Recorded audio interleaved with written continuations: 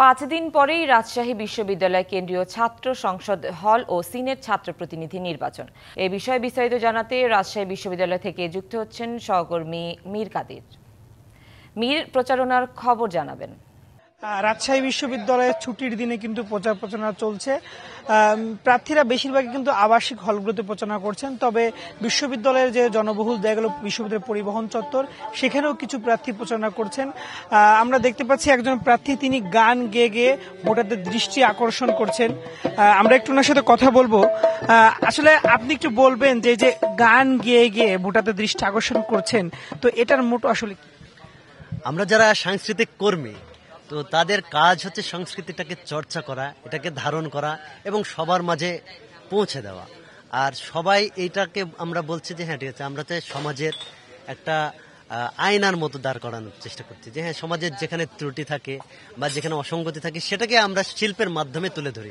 এটাই আমাদের সংস্কৃতি। আপনি কোন পদে নির্বাচন করছেন? আমি সাংস্কৃতিক সম্পাদক পদে কেন্দ্রীয় সংসদে, আর আমার ব্যালট নাম্বার 7। 4 গুণ শক্তিশালী এনজাইম ও অধিক ফেনা সমৃদ্ধ অরিক সিলভার ওয়াশ মাত্র 70 টাকায়। আর ভোটারদের কাছে চাচ্ছি যে এটাকে লাকি 7 করে দেওয়া। আপনি একটু গান। আচ্ছা, ঠিক আছে। সেদিন আর কত দূরে,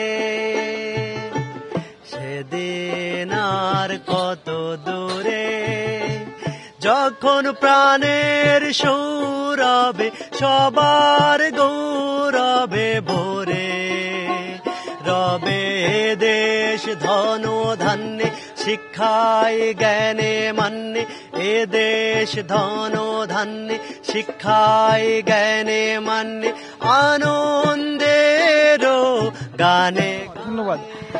তো ইনি সংস্কৃতি সম্পাদক পদে তিনি প্রার্থিতা করছেন, সে কারণে তিনি মূলত গান গেয়ে শিক্ষার্থীদের দৃষ্টি আকর্ষণ করার চেষ্টা করছেন। তবে আমরা দেখতে পেয়েছি আরো বিভিন্ন প্রার্থীরা তারা কিন্তু বিভিন্ন ধরনের প্রচার প্রচারণা করার চেষ্টা করছেন, ব্যতিক্রম ধর্মী তারা প্রচার প্রচারণা করছেন। তো রাজশাহী বিশ্ববিদ্যালয়ে রাকসুর প্রচার প্রচারণা এই ছিল সর্বশেষ তথ্য।